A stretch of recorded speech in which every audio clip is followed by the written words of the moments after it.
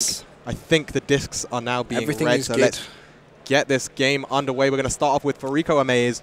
This is going to be Fariko Dragons. We're going to be taking a look out straight away. Benson, take it away. Yep, Amaze is going to be making his way straight off the bat, straight up top. Now, that's an interesting strategy. He's obviously going to be trying to slay. They do have the good spawn, and that's going to be really, really important for this Dragons lineup. They don't want to give that away to Impact. He's already going to see two. Manages to tag up one. Can't find the second, though.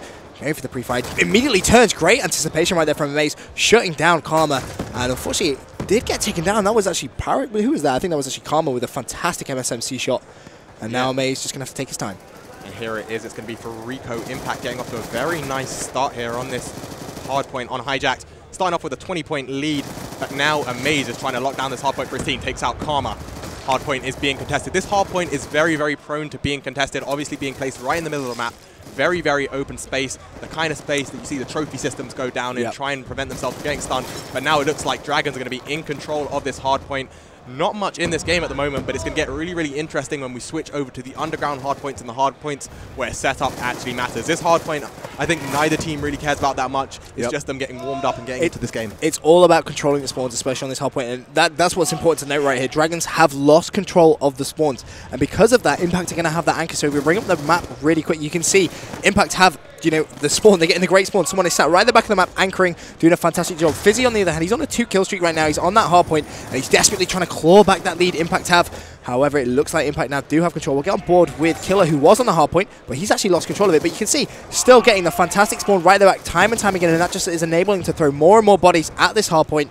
However, Dragons doing such a good job making sure they can for a team that has the bad spawn, Dragons seem to be getting in there, getting in a really nice position. Killer here just sitting slightly on the outside, so he's helping his team keep hold of that spawn as well as getting those points inside the hard point. Going to avoid that nade back out. Interesting thing about the spawn, it's going to help them rotate over to the next hard point in about 10 seconds or even sooner. They're going to have to start going underground, and this hard point is a hard point that you want to have locked down. Although, if you remember from the ESL stream, the qualifiers, remember what Crazy did down here? God. Crazy literally went his namesake. He went absolutely bananas. He went crazy down there. But having said that, he was using a shotgun. So that does change things up a little bit. Now, obviously, not being able to use that is going to be a little bit more difficult, but that's nice play from Killer there, getting the 2 kills and also securing that hard point. And he's just trying to increase this Fariko Impact lead. So fantastic play, pre-aiming that right-hand side door. Sees Luke, takes him down as well. And he's got a beautiful setup here. Beautiful setup here for Impact. Impact have absolute control of this underground hardpoint. They've got one player at the back there stopping, so no one has to actually look at the other corridor. They're forcing them to spawn down there, and they are just lining themselves up. They're going to get wall-banged. Killer doesn't have to do any work. He just holds his trigger down. Now he has those 2 kill streaks, trying to get a hold of the final kill streak here. Let's have a look. What kill streak is he actually on right now? I think he's on a 5. Yep. Yeah, he's 5 kill streak here for Killer. Killer just has to pre-aim and spray down there. But now the hard point is going to be moving over to the other side of the map, and it's actually going to be Dragons who have a slight advantage going into this next hard point position. Yep, Killer not able to pick anyone off there with his Hellstorm. Still has that lightning strike, and interestingly, he's actually used that in a very aggressive manner. He was trying to catch those Dragons straight off the spawn, trying to make sure that Impact could get the good spawns for this next hard point. The kitchen hard point currently actually contested, so Killer's just going to flank back, check his flank, make sure no one is going to try and do a real sneaky move around the outside. But Killer's actually very, very close to his final score streak here, so he's actually going to play very, very defensive. He's going to try and pick off anyone coming through this door. He just wants someone to come through that door, catch him unawares, get that score streak. Yep, but his teammates are all spawning there, and interestingly, he's dropped down, wants to call in his lightning strike, and I think he has done. He just called that straight in, probably over the mid-map, gets 2. Good. Nice anticipation from him, and that is going to pick up his... Yep, exactly that. He's picked up that final score streak, and it looks like he's actually going to be pushing to try and rotate the spawns ready for the middle hard point. And with 16 seconds left, they can afford to give Dragons that many points because realistically, they have such a big lead at this point already. They're looking so, so dominant. Yep, a nice 50-plus point lead here for Impact. They don't have to try too hard to keep in control, but now we're going to be switching back over to this middle hard point, where it's mostly contested. So I'm not expecting too much to change in terms of scoreline over at this hard point. It's going to be contested most of the time, but it's going to be whoever gets control of that back spawn again, and who's going to have control of that down low hard point. Well, let's have a look at Parasite. He's just got 3 with his lightning strike, calling in that Hellstorm, getting him straight off spawn. Very aggressive score streaks from Fariko Impact. He has taken down his teammate, not actually managing to kill any of the Dragons. Goes for the pre-fire through the wall, does connect with Amaze, immediately pulls out his knife, but he has that death machine, and he is just going to be challenging people. And that's going to be 2-3 kills with the death machine. Parasite going absolutely ham with it. And, you know, this lead that they have is just increasing even more so. I mean, on a hard point like that where it's so difficult to really increase your lead, Impact are doing just that. And here comes the death machine by Parasite. Actually there gets taken out. 2 down there just very briefly, but they still have control of this back spawn. They are now comfortably set up, and it's going to be all down to Dragons to try and push in, try and push them off the spawn.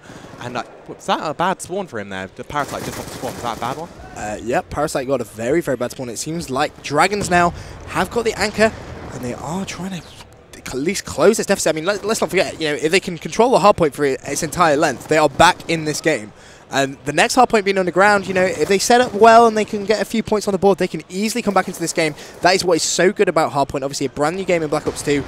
It's just always so close. You can never really say someone's won or lost until the very, very end. And Dragons right now mounting a very, very good comeback. Luke is on this hard point. They've controlled it for such a long time. He has actually just seen someone trying to rotate around the outside, but this kill feed is very Dragons orientated right now. They still have an anchor. Nice play from Luke. Anticipates someone on the front door. Managed to shut him down. 23 seconds left on this hard point, and they've controlled it the entire time. Luke with a big kill there, securing the spawn for his teammates, and now they can start thinking about going underground.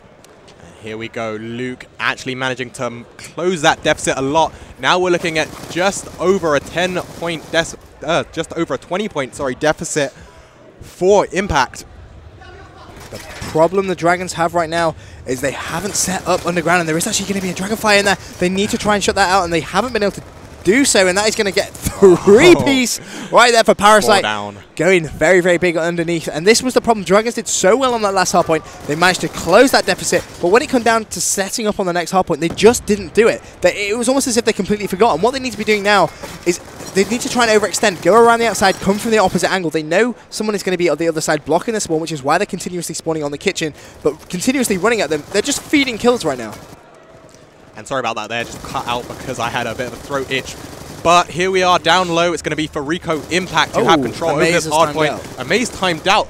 Maybe his Xbox has just messed up once again, but I don't think there's a point in restarting this map. It's going to be down to the ref on the main stage to sort this out.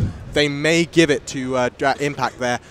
I think we have to go and wait and see what happens over at the main stage. I think the ref's going to come over here shortly and let us know what just happened on the main stage. That's a tough one to actually call, because Dragons, they came back in that bottom hard point. Yeah, exactly. And it was close, but then Impact looks as if they did have control over that. So this is a really tough call for the ref. To be fair, remember, hardpoint, anything can happen. Exactly. And that game could have turned around at any point in time. So if we're going to restart that game, obviously we're going to give Impact the advantage, but we're going to wait and see what the referee on the stage says.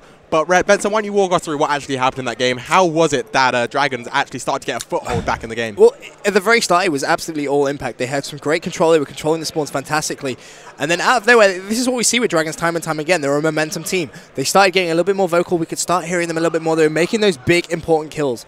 And then by holding that anchor and holding those hard points, they really did start to secure a little bit of a comeback. And it was that second to last hard point that we actually just saw before Amaze actually timed out. They held it for its entirety. Luke went massive on that hard point. I think he went on a 4-kill streak actually on there, as well as that managing to help his teammates spawn. If they'd have set up underground, arguably Dragons would have gone into the lead though. So, you can never write these guys out. This is why they are one of the best teams in the UK right now, and this is why they are our UK representatives. They started very slow yesterday. Yeah.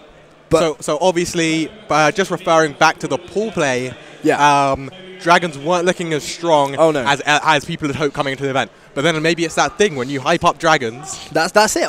They don't perform as well as you make them out. It seems to be a curse for them. And the ultimate team that was hyped up for this event was Prophecy. And look at their performance. It seems to be a lot of what happens. We just pump up teams in our mind. We expect them to go in absolutely blinding, absolutely storm through the games, and they just underperform. But at the moment, the teams that seem to be kind of being the not really rated teams for this tournament, but definitely playing really, really solidly, I'm going to vote TCM. TCM, no one was yelling about them at the beginning of this tournament. True. People obviously expected them to do well, but, TCM, we haven't really seen many cracks appear in the TCM team. True. Them and Curse. I was going to say, definitely you have to include Curse in that. I mean, Curse is such a weird one. Every time I've been on stream so far this weekend, I've said, they're an underdog. They got a very high seed, but no one's really seen anything of them. They haven't been streaming. They haven't been playing show matches. They really have just been an unknown entity coming into the EGL9. And looking at the way they've been playing, you can tell they've been putting in a lot of time. They really have been playing very well. Bizzle as well. Obviously, he's actually playing for the Fariko Dragons over in LA in a few days' time. So he does change up that team quite drastically, I think. And I think in a way it's for a good sense, because Bizzle this weekend, he has just been going ham. Yeah, oh my God. Bizzle, he's going to be actually taken... he actually took Dragons to LA really when he was in Cologne. he was responsible for a lot of the work that was done, Definitely. a lot of the work that was put in there in that very, very crucial game against TCM. I was at home during that. I was literally biting my nails. I personally, I'm not going to lie, I wanted TCM to go through. I really, really wanted to see TCM in LA. I'm really good friends with a lot of people on TCM, really good friends with Monksy. So I wanted to see him, get a chance to go to LA. Sadly, didn't quite happen. But oh my god, that was an absolute nail biter. Exactly, that series was fantastic. It was painful to watch at times, honestly. When it was 5-5 S&D, 1 versus 1 situation, and you just brought up the map and you could see where both these little arrows on your screen were running towards. I was just like, no, don't go that way. Yeah, but I think if we actually refer back to that game, it was Flux as he went into Debo. Yep. The bomb got planted, and unfortunately for him, the glass wasn't broken. And he was left with such an awkward situation because if he broke the glass, gives away his position. Yep. So he had to cycle back to that B-Domo area, and as soon as he popped out there, Luke was just stood there waiting for him, picked off one of the biggest kills I think he's ever going to make in his entire life. So for you guys wondering who the casters are, it is Benson. Benson going to LA. He's going to be casting the Call of Duty Championships this time next week. Yep. I am Slayer at Slayer on Twitter. And I don't actually cast that much, but I'm doing it this game. You should do. I'm enjoying it. No, I'm getting back into it. It's good fun. It is. Most of the time I'm actually on production, so it's really, really hard to do both of them at the same time. You're the guy that makes everything work. Hey, that's the important thing. That's the important thing. As we're actually, the referee's just approached us, and he's going to be letting us know what the dealio. I just said dealio. Can't believe I said that.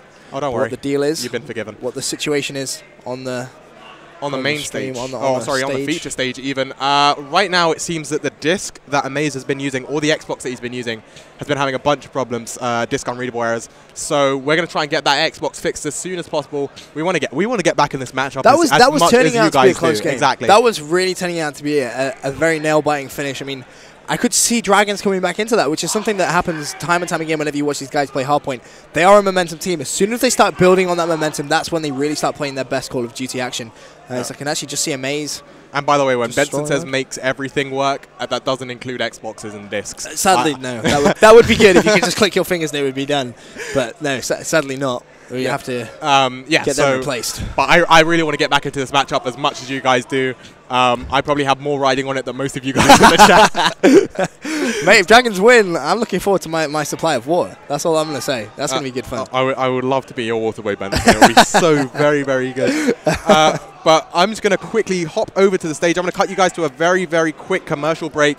I'm going to try and get this started as soon as I possibly can. We'll be back with you guys in just a minute.